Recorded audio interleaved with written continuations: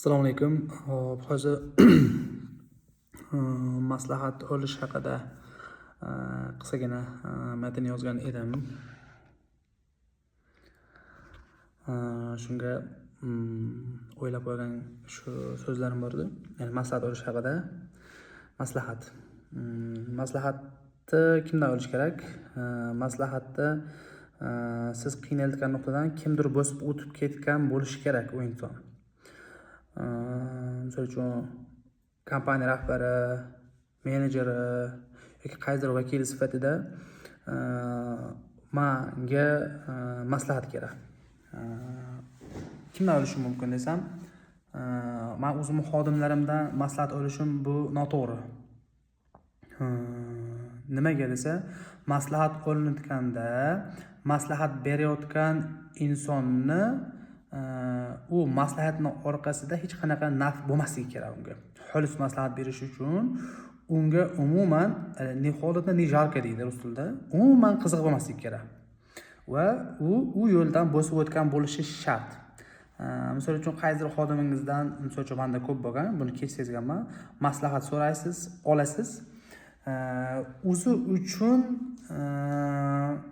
xatarli bo'lgan ma'lumotlarni chetlab o'tib ketadi. Yoki bo'lmaydi bu narsa deydi, yoki mana bundoq qilsa bo'ladi, bundoq qilsa bo'lmaydi, mana bu shaxslarga qilmaslik kerak deb turib, o'zini bundoq chegaralab o'tib ketadi. Va misol uchun sizni rejangizni bilgandan keyin u rejaga qarshi u o'zida tezda strategiya tuzib oladi. Misol uchun ertaga mana o'zgarish qilmoqchi ekan, demak, men buni qiladigan bo'lsam, men buni qilaman deydi.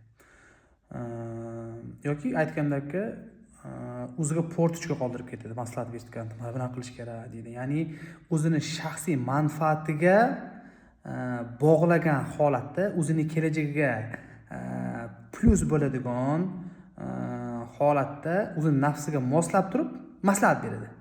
Bergan maslahat to'g'ri deydi, lekin boshqacha maslahatdan to'g'ri bo'lishi mumkin.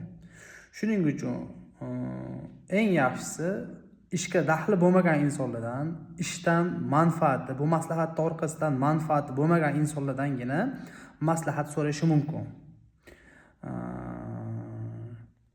Shunaqa, agar kimdadir shu narsa orqali qanaqadir manfaat bo'ladigan bo'lsa, o'zi tomonga buraverishi mumkin. Misol uchun bizni bir paytlar qanaqa bo'lgan deyilsa, okamga sovchi bo'lib yurilgan paytlarda tazaga duch kelganman.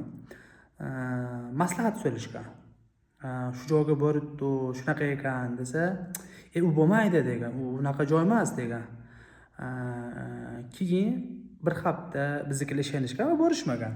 Va bir hafta, 2 haftadan keyin o'sha bo'lmaydi degan insonlar o'zlari borishgan, uni shu marosimlar qilishgan, to'ylar bo'lgan.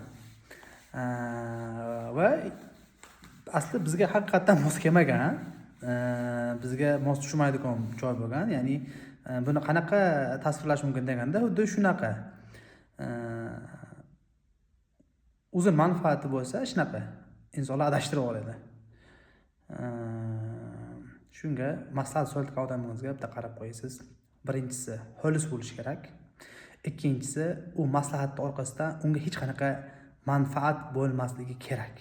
Shunda ham bergan maslahati sizga 100% to'g'ri tushadi degan emas. Qaysidir ma'noda mos kelishi mumkin. Baribir hammani ishtib qaror sizniki bo'lish kerak.